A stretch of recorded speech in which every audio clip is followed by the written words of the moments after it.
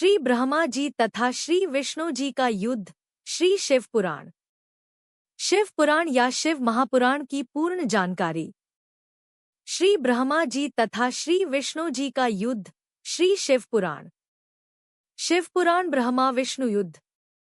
विद्येश्वर संहिता अध्याय 6। अनुवादक दीन दयाल शर्मा, प्रकाशक रामायण प्रेस मुंबई, पृष्ठ 67 तथा संपादक पंडित रामलगन पांडेय, विशारद प्रकाशक सावित्र ठाकुर, प्रकाशन रथयात्र वाराणसी, ब्रांच नाटी इमली वाराणसी के विद्येश्वर संहिता अध्याय 6, पृष्ठ 54 तथा टीकाकार डा ब्रह्मानंद त्रिपाठी, साहित्य आयुर्वेद ज्योतिष आचार्य, माँ ए PhD DSCA, प्रकाशक चैखंबा संस्कृत प्रतिष्ठान, 38 UA, जवाहर नगर, बंगलोर रोड, दिल्ली। संस्कृत सहित शिव पुराण के विद्येश्वर संहिता अध्याय 6 पृष्ठ 45 पर श्री ब्रह्मा जी श्री विष्णु जी के पास आए। उस समय श्री विष्णु जी लक्ष्मी सहित शेष शाया पर सोए हुए थे। साथ में अनुचर भी बैठे थे। श्री ब्रह्मा जी ने श्री विष्णु जी से कहा, बेटा उठ, देख तेरा बाप आया हूँ, मैं तेरा प्रभु हूँ। इस पर विष्णु जी ने कहा, आओ बैठो, मैं तुम्हारा पिता हूँ। तेरा मुख टेढ़ा क्यों हो गया? ब्रह्मा जी ने कहा, हे पुत्र, अब तुझे अभिमान हो गया है। मैं तेरा संरक्षक ही नहीं हूँ, परंतु समस्त जगत का पिता हूँ। श्री विष्णु जी ने कहा, रे चोर, तू अपना बड़पन क्या दिखाता है? सब जगत तो मुझ में निवास करता है। तू मेरी नाभि कमल से उत्पन्न हुआ और मुझसे ही ऐसी बातें कर रहा है। इतना कहकर दोनों प्रभु आपस में हथियारों से लड़ने लगे, एक दूसरे के वक्षस्थल पर आघात किए। यह देखकर सदाशिव, काल रूपी ब्रह्मा, ने एक तेजोमय लिंग उन दोनों के मध्य खड़ा कर दिया। तब उनका युद्ध समाप्त हुआ। यह उपरोक्त विवरण गीता प्रेस गोरखपुर वाली शिव पुराण से निकाल रखा है, परंतु मूल संस्कृत सहित जो ऊपर लिखी है तथा अन्य 2 संपादकों तथा प्रकाशकों वाली शिव पुराण में सही है। श्री शिव महापुराण। अनुवादकर्ता पंचवाला प्रसाद जी मिश्र, प्रकाशक मुद्रक खेमराज, श्री कृष्णदास प्रकाशन मुंबई, अध्यक्षा श्री वेंकटेश्वर प्रेस, खेमराज कृष्ण दास मार्ग, मुंबई के विद्येश्वर संहिता के अध्याय 9 व 10 पृष्ठ 14 से 18 पर लिखा है कि युद्ध कर रहे ब्रह्मा तथा विष्णु के मध्य में जो प्रकाश में स्तंभ प्रकट हुआ था, उसके अंत को न पाकर दोनों थक। ब्रह्मा ने झूठ बोला कि मैंने स्तंभ का अंत पा लिया है। इसलिए शिव ने, जो स्तंभ से प्रकट हुआ था, भैरव की उत्पत्ति की उससे कहकर ब्रह्मा का 5वां मुख कटा दिया, जिससे ब्रह्मा ने झूठ बोला था।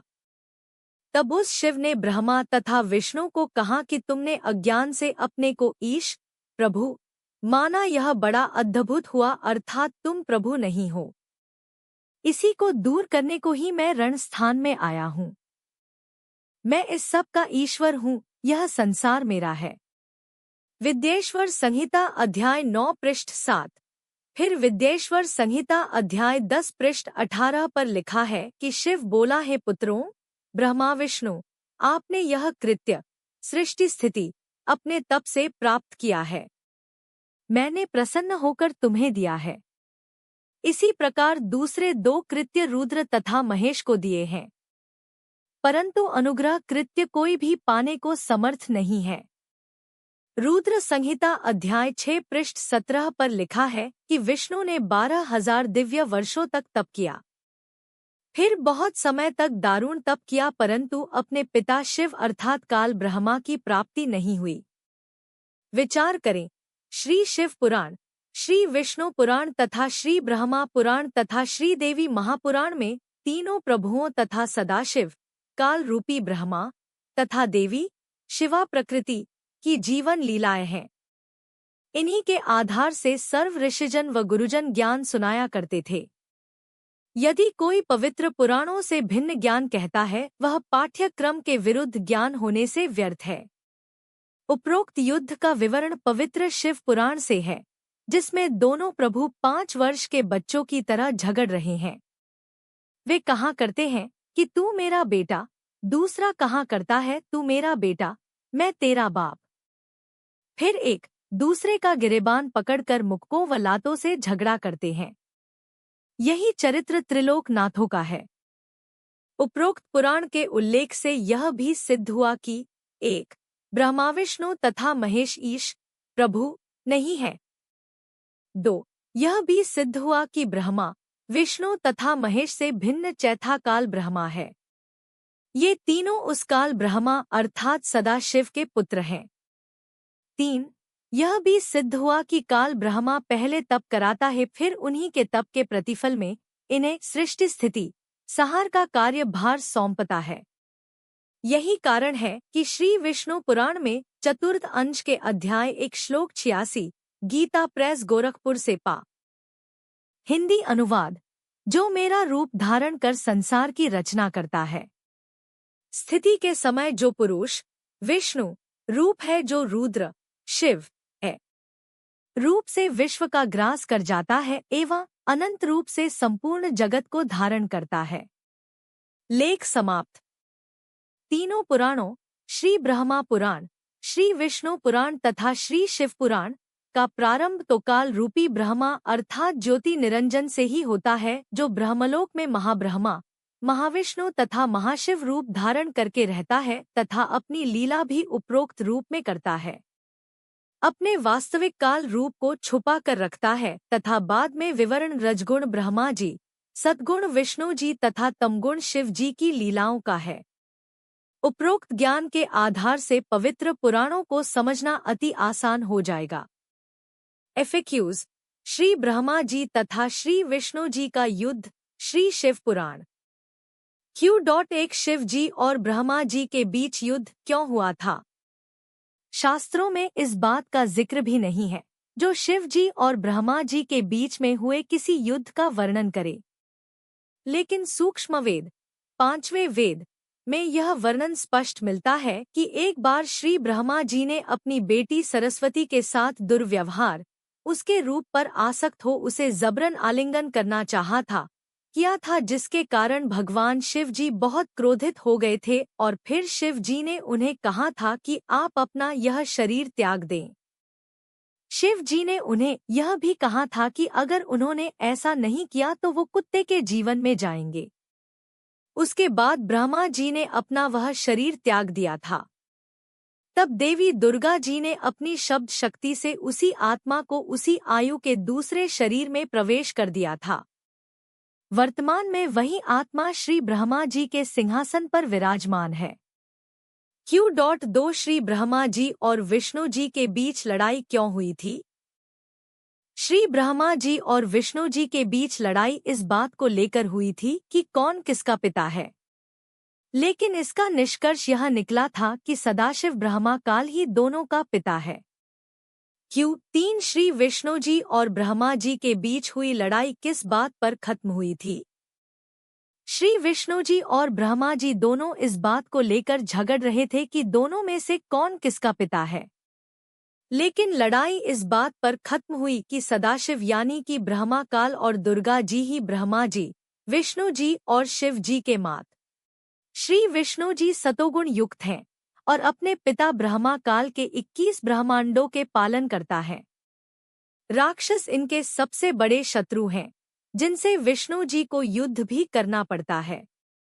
विष्णु जी एक पुण्यात्मा हैं और अपने पुण्यों के आधार पर ही विष्णु जी को यह पद प्राप्त हुआ किया है।